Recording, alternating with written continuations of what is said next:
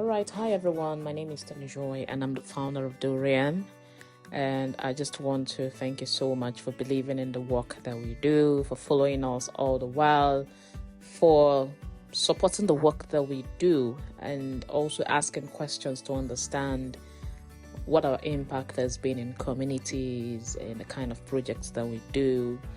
And so I just want to give a summary of why we exist and maybe a little bit about how the journey started.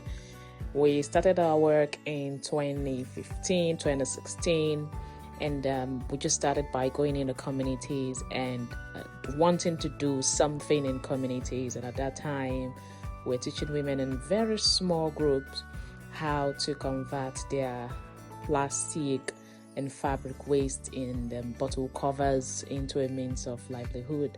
We were teaching them to convert it into products. Then we started building eco-friendly houses also in communities. We started with our facility where we're building with plastic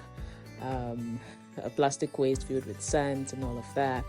But as we continue to advance in communities, as a founder, I went away for a while to go study at Kantari, to go study social development, and I saw that there were gaps in the methodology we're using to create impact in communities. And upon my return in late 2017, the full brand of what you have as Durian now started. We chose the name Durian because durian is a fruit that stings, but yet tastes so good, and that really connects with why we do what we do. People often say that raw means poor, marginalized, underdeveloped, and all of that. And for us, we want to change the narrative because we know rural is cool and beautiful.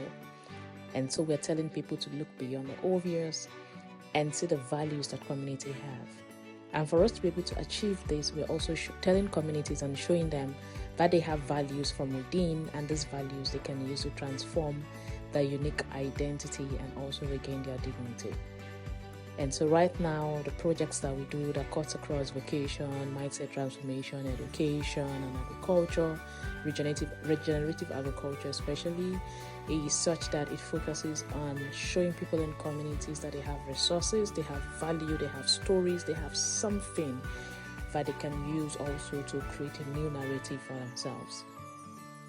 Poverty has been evolving in communities for years, and different strategies have been used to want to combat poverty in Nigeria and Africa and all over the world. But we believe that the true method that would solve poverty in Nigeria, especially because that's where we work, is such that the people own and understand what the processes are like. If, for instance, you set up a business in a community, if the community people do not understand how to run a business, then the business would most likely fail. If you set up a project and the people don't know how to run the project will most likely fail.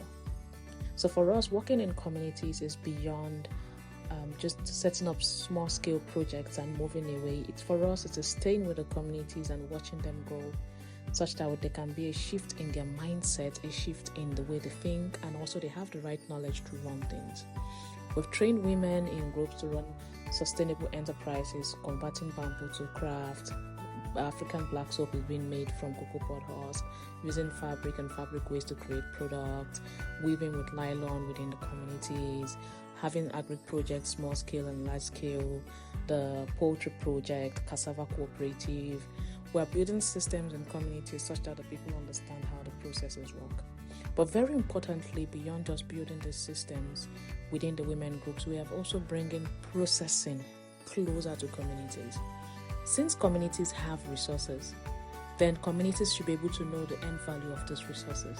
If they don't know the final value of the resources, at least they should be able to tell what happens in between the process. And that's why we think that bringing processing closer to the communities is going to also aid the fight against poverty, because communities will then protect what they have, knowing fully well that they can create a resource or something valuable again out of what they have. The projects that we do are really wild, they are wide, and we touch different areas because we interface with young people, we interface with women, we interface with people who don't understand their rights, we interface with people who are struggling, understanding the value of education and all of that. And so we have different projects that speaks to that. We have mindset transformation project. That speaks to the value system and something in the mind that says that people in communities are not valuable. And so we do projects that show people in communities that are valuable. We use sport, we use art, we use storytelling, we use fellowship methodologies, but the goal is to show people in communities that are valuable. All the work that we do is just focused on showing people in communities that are valuable, and they have the resources, they have the indigenous knowledge, they have the value system that is needed. What we just need to do is to add on to it. So add on technology to it, add on processing to it, for instance, add on that knowledge that will make them feel like, oh yeah, we can do it, add it to it, and then you see that they are doing different things and they're being successful at it. So this is just a summary. I think this is the first bit of the summary from Durian and from myself, just to tell you what we do at Durian. And you would expect more short notes or podcasts like this from us to just talk about the work we're doing and maybe also engage in critical conversations. Thank you for listening. Stay blessed.